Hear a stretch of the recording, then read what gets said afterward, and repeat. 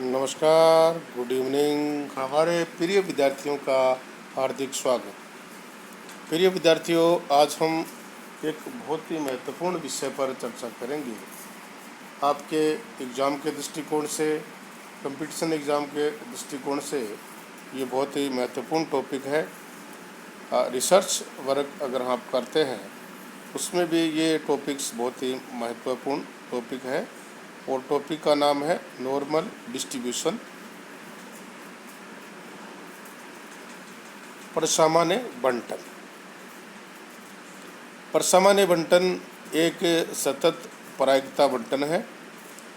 इसका प्रायिकता घनत्व फलन घंटीनुमा आकार का वक्र होता है तथा ये वक्र परसामान्य बंटन के दो प्राचल माध्य और परिमाप विचलन पर आधारित होता है। इस बंटन को विकसित करने में 18वीं शताब्दी के गणितज्ञ कार्ल गॉस का बहुत बड़ा योगदान रहा है। अतः इस बंटन को गॉस का बंटन भी कहते हैं।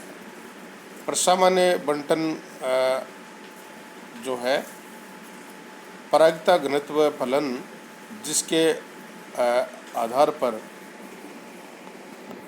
घंटीनुमा आकार का जो वक्र बनता है वो इस प्रकार का वक्र होता है।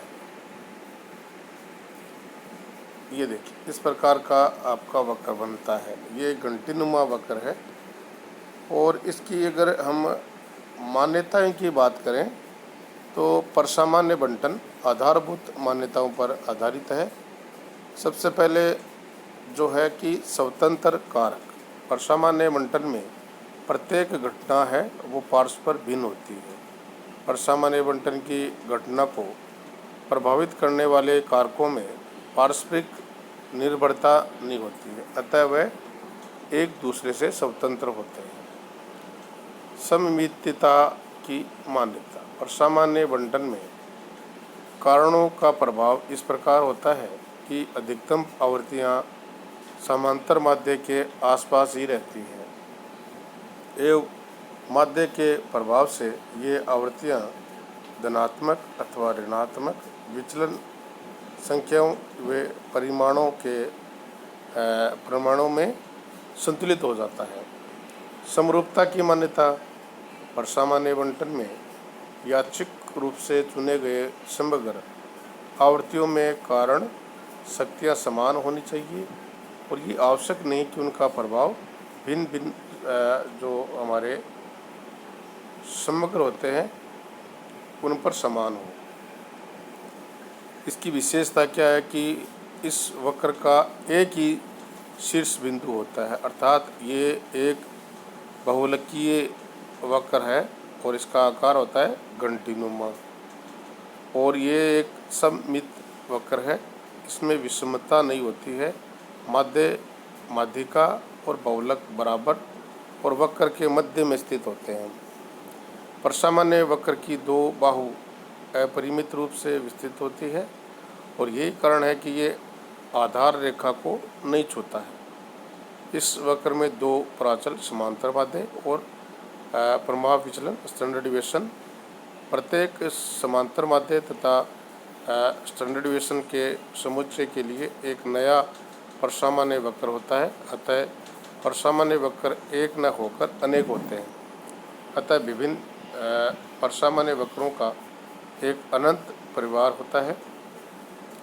समांतर माध्य की दाईं ओर के हिस्से का प्रतिबिंब बाईं हिस्सा होता है। अतः एक कागज पर परसामान्य वक्र का चित्र बनाकर बीच में से मोड़ने पर एक हिस्सा दूसरे हिस्से को पूरी तरह ढक लेता है।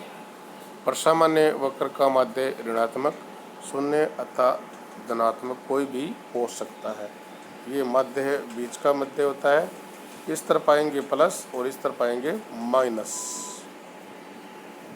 इसको आप देख सकते हैं। परसामान्य विचलन वक्र की चौड़ाई को निर्धारित करता है। यदि परिमाप विचलन कम तो वक्र की चौड़ाई कम और परिमाप विचलन की जो है वो अधिक होता है तो वक्र की चौड़ाई अधिक होती है। किसी भी सतत प्रायिकता बंटन का वक्र का कुल क्षेत्रफल एक होता है, क्योंकि प्रसामान्य वक्र भी एक सतत प्रायिकता बंटन है, अतः इसके अंतर्गत कुल क्षेत्रफल एक होता है। क्षेत्रफल की प्रायिकता को प्रदर्शित करता है। मध्य के दाईं ओर का क्षेत्रफल बाईं ओर के क्षेत्रफल के बराबर होता है, अर्थात दोनों का 0.5 होता है।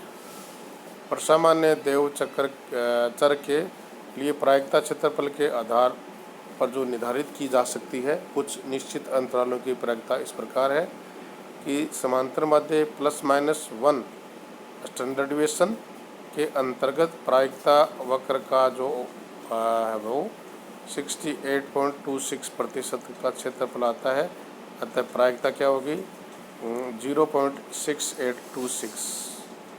समांतर माध्य ±2 स्टैंडर्ड डिविएशन के अंतर्गत प्रसामान्य वक्र का जो क्षेत्रफल है वो 95.44% का आ जाता है, तो प्रायिकता क्या होगी 0.9544।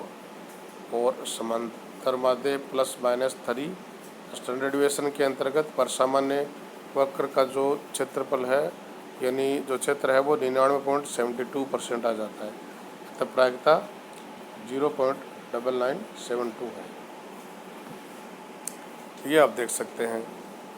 अगर समांतर माध्य और स्टैंडर्ड डिविएशन होता है तो ये 68.26 2 हो जाता है स्टैंडर्ड डिविएशन तो 95.44 और 3 हो जाता है तो 99.72% इसका क्षेत्र ये एरिया हो जाता है।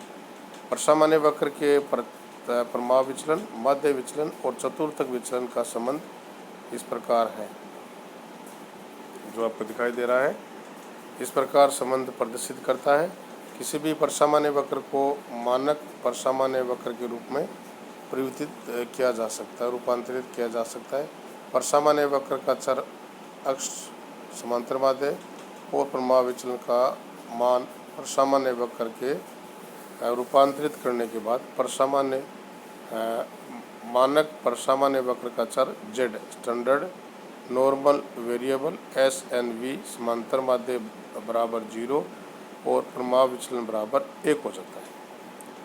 मानक प्रसामान्य वक्र द स्टैंडर्ड नॉर्मल केव स्पष्ट किया जा चुका है कि प्रत्येक माध्य और प्रमाव विचलन के संचय के एक पृथक प्रसामान्य चक्र का संचन करना होगा। क्षेत्रफल याद करने के लिए एक बार एक रचना करनी होगी, अन्यथा प्रायिकता का आकलन नहीं किया जा सकता। ये एक कठिन कार्य है। इसे बचाने का एकमात्र उपाय है सभी प्रकार के प्रसामान्य वक्रों को मानक प्रसामान्य वक्र में रूपांतरित करना और एक बार एक प्रसामान्य वक्र मानक रूप से रूपांतरित होने के पश्चात केवल एक ही वक्र के आधार पर प्रायिकता क्षेत्रफल का जो निर्धारण है वो करना सरल हो जाता है। तो आप सभी का बहुत बहुत धन्यवाद। ये इसका फॉर्मूला है, ये आप देख सकते हैं। इसके मध्य में है मीन, मीडियन और मोड। ये इसका फॉर्मूला आप नोट कर सकते हैं। आप सभी का बहुत बहुत धन्यवाद। Thank you.